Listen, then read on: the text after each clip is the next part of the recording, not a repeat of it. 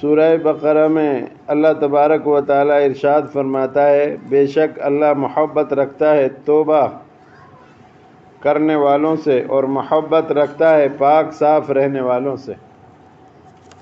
جو آدمی گناہ کر کے اللہ سے معافی اور تلافی کرے، توبہ اور استغفار کرے، اللہ تبارک و تعالیٰ ایسے لوگوں سے محبت فرماتا ہے، اور جو پاک صاف رہنے والے ہیں ان سے بھی اللہ تبارک و تعالیٰ محبت کرتا ہے۔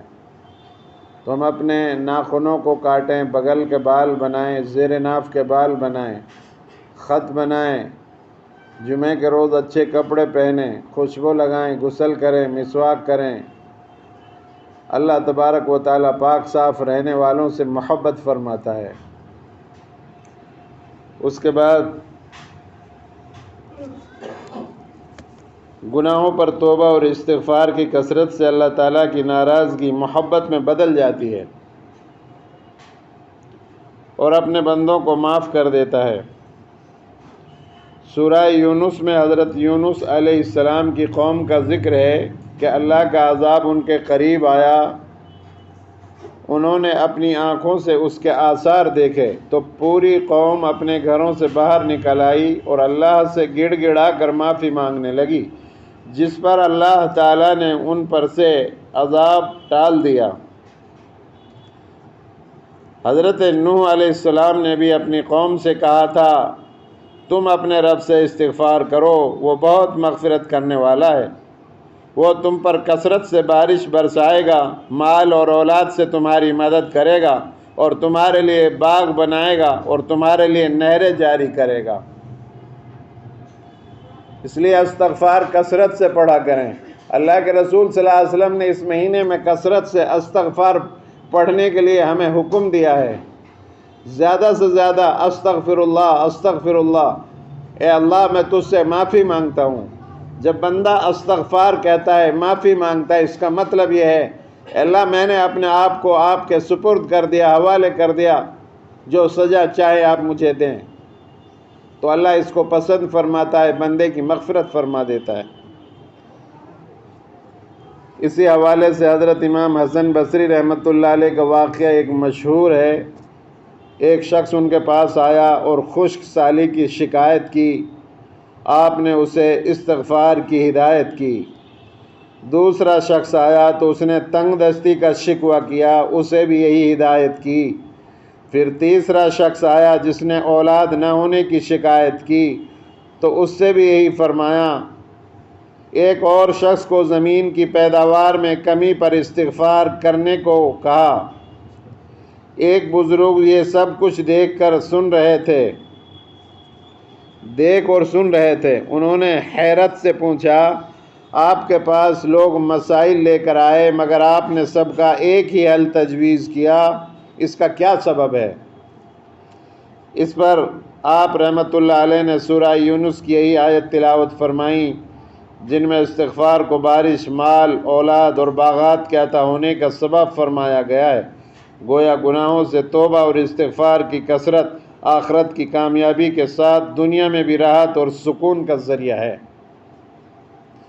احادیث مبارک میں بھی کثرت سے استغفار کی تلقین کی گئی ہے۔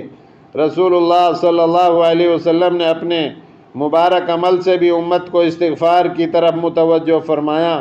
ارشاد فرمایا، اے لوگو اللہ کے سامنے توبہ کرو، بے شک میں بھی دن میں 100 مرتبہ توبہ کرتا ہوں۔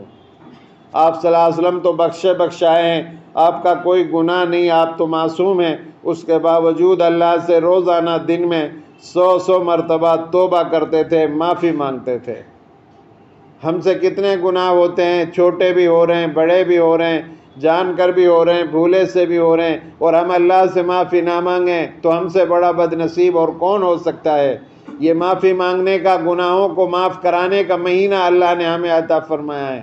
جو آدمی اب تک اللہ سے معافی نہ مانگ سکے، اب کثرت سے اللہ سے معافی مانگیں، توبہ اور استغفار کریں۔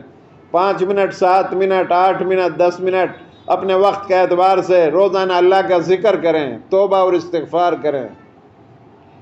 ایک اور حدیث میں ہے کہ جو شخص استغفار کو خود پر لازم کر لے، یعنی کثرت سے استغفار کرے، تو اللہ تعالیٰ اسے ہر رنج و غم سے نجات دیتا ہے اور اس کے لیے ہر تنگی سے نکلنے کا راستہ بنا دیتا ہے اور اسے ایسی جگہ سے روزی عطا کرتا ہے جو اس کے وہم و گمان میں بھی نہیں ہوتی۔ ہمیں چاہیے، یہ مہینہ بہت ہی عام مہینہ چل رہا ہے، کثرت سے ہم استغفار کریں، اللہ سے معافی تلافی کریں۔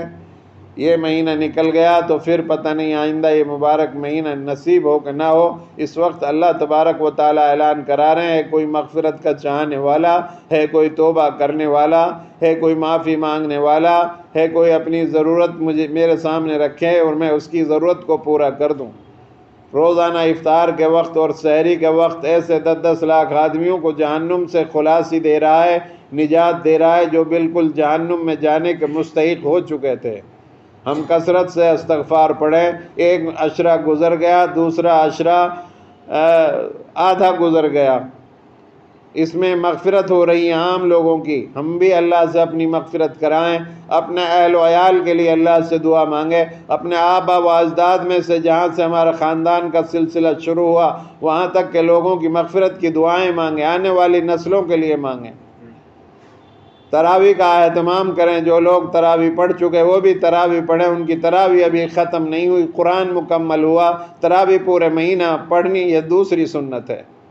میں کل رات کہیں دعا کے لیے گیا تو تراویح پڑھ کر تو دیکھا راستے میں اتنے سارے لوگ جو ہے بغیر تراویح پڑھے بازار اور مارکیٹوں میں کھڑے ہوئے ہیں۔ لوگوں کو نماز کی فکر نہیں ہے، اس مہینے کی فکر نہیں ہے کہ کون سا مہینہ چل رہا ہے۔ اگر ہمیں یہ پتہ چل جائے کہ رمضان کیا ہے تو ہم یہ تمنا کریں کہ کاش سارا سال رمضان کا ہو جائے۔ دعاؤں کا اہتمام کریں، توبہ اور استغفار کریں، اپنے مالوں کی زکوٰۃ ادا کریں، صدقہ فطر ادا کریں۔ ہر آدمی اپنی طرف سے، اپنی اولاد کی طرف سے اور اپنے فیملی کی طرف سے 100 روپیہ صدقہ فطر ادا کریں۔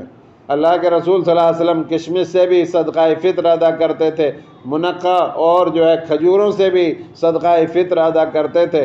ہم کم سے کم 2 سیر، پونے 2 سیر گیہوں یا 3.5 سیر جو کا صدقہ فطر کی قیمت تو ادا کریں۔ جتنا زیادہ ہم اس میں خرچ کریں گے اتنا اللہ کے یہاں بہت پسندیدہ ہے، اور مرنے کے بعد یہ مال یہیں رہ جائے گا، ساری اولاد اپنے لیے اس کو اپنے حصوں میں تقسیم کر لے گی۔ ہمارا تو وہی ہے جو آج ہم خرچ کر لیں گے، پہن لیں گے یا اللہ کے راستے میں دے دیں گے۔ آدمی اپنی زندگی کے اندر اپنی آخرت کی، موت کی، قبر کی، جس پر ڈھیر سارا مٹی ہمارے اوپر ڈال کر لوگ آ جائیں گے، اس کی تیاری اپنے آپ کر لے، وہی عقل مند اور دانشمند آدمی ہے۔